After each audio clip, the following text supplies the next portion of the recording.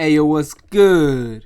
Welcome to my underrated fight series where I talk about fights that don't really get mentioned a lot when talking about great fights like Gotti Ward, Ali Frazier, or Hagler Hearns. Today I'll be talking about Wilfredo Gomez versus Lupe Pintor, which took place on December 3rd, 1982. This fight took place on the Wilfred Benitez versus Tommy Hearns undercard, in which Tommy Hearns won the super welterweight championship from Wilfredo Gomez, becoming a two-time world champion in two-weight divisions. But this fight was putting up two veterans, one at 122 and one at 118. Mexico versus Puerto Rico. Wilfredo Gomez dominated the 122 pounders. He even went up to face Salvador Sanchez to challenge him for the featherweight title, but we all know how that went. Salvador Sanchez is a legend, one of the greatest to have ever laced him up, right? He failed in his attempt, but would later get the featherweight title. But by the time of this fight, he had made 16 defenses of his junior featherweight title. And Lupe Pintor, he won the bantamweight title from Carlos Zarate and had already made 8 defenses. So you got yourself 2 established fighters, one in their natural weight class and one moving up to try to see if they could become a 2-weight division champion.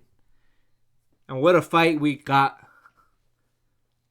The first few rounds, the first couple rounds, Wilfredo Gomez was moving forward, hitting Pintor with solid shots, good shots, winning rounds. At the end of the second round, you could see tides were changing though. You could see Pintor was going to fight back. He wasn't just going to stand there and take the shots and be knocked out quickly.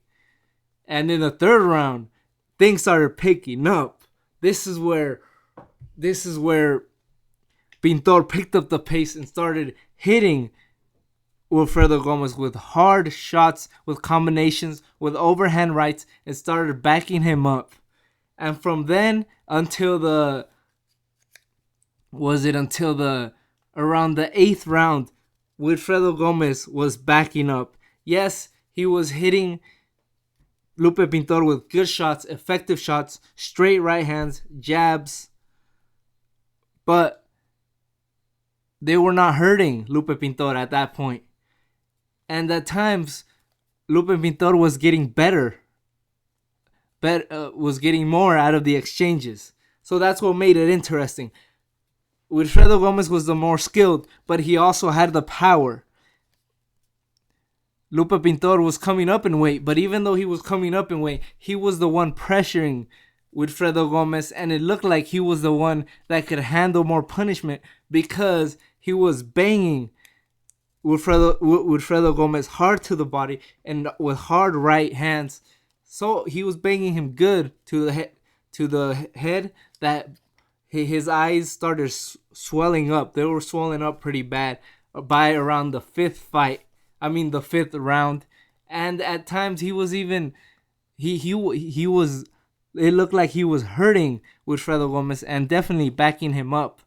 But Wilfredo Gomez was scoring the fight, something the commentators kept pressing on, that even though he wasn't hurting him, he was winning.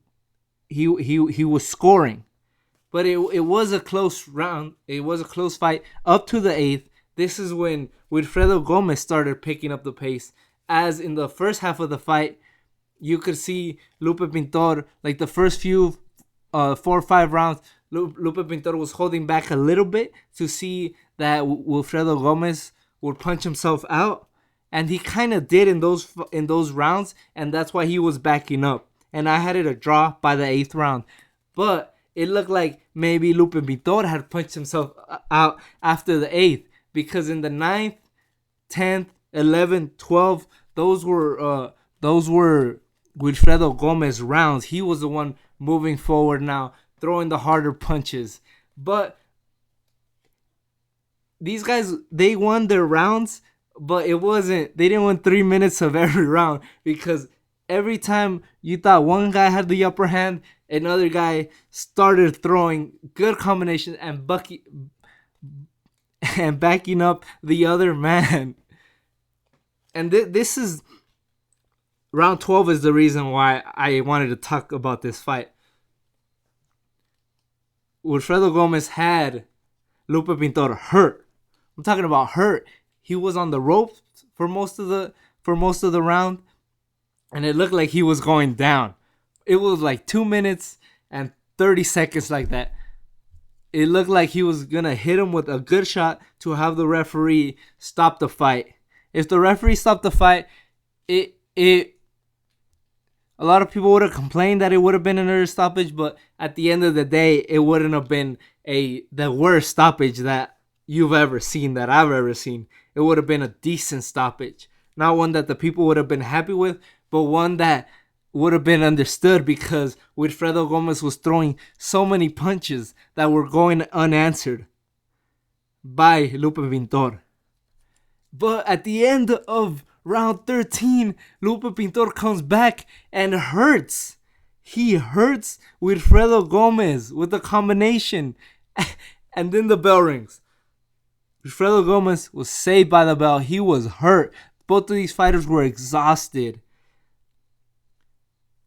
The fight ended in Lupe Pintor's corner. So Lupe Pintor just went and sat down.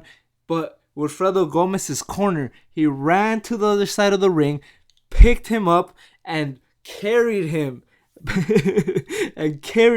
back to his own corner. I think that's how exhausted. I think it was Larry Merchant. He said, I don't know if he could have walked back to his own corner. That's how exhausted both of these men were. Round 13, I had Lupe Pintor winning, but you could see the exhaustion these guys had because you didn't see the activity as in the early rounds. So Lupe Pintor won the 13th round, and even though this was a slow round, it was still a good round in terms of just watching a fight. It was still a fast-paced round. It just wasn't that good compared to the other rounds, to the early round. Round 13 came. Lupe Pintor won that. I had it 8 rounds to 5 at that point. Round 14 came, and I didn't think anything could have knocked down Lupe Pintor. I thought watching this fight, I didn't watch it live, obviously, but I thought maybe Lupe Pintor. I hadn't heard the results of this fight. That's what I'm trying to say. I thought maybe Lupe Pintor could have went the distance, but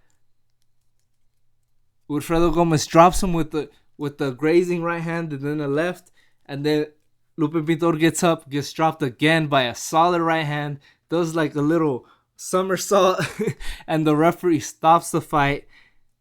Good stoppage, great fight, high-paced fight, back and forth action throughout the whole fight. I truly recommend this fight, man. Very underrated. Between two great champions in their division at that time. Mexico versus Puerto Rico, war of attrition, a shootout. I say, what more do we want in a very good fight? So go ahead and watch this fight.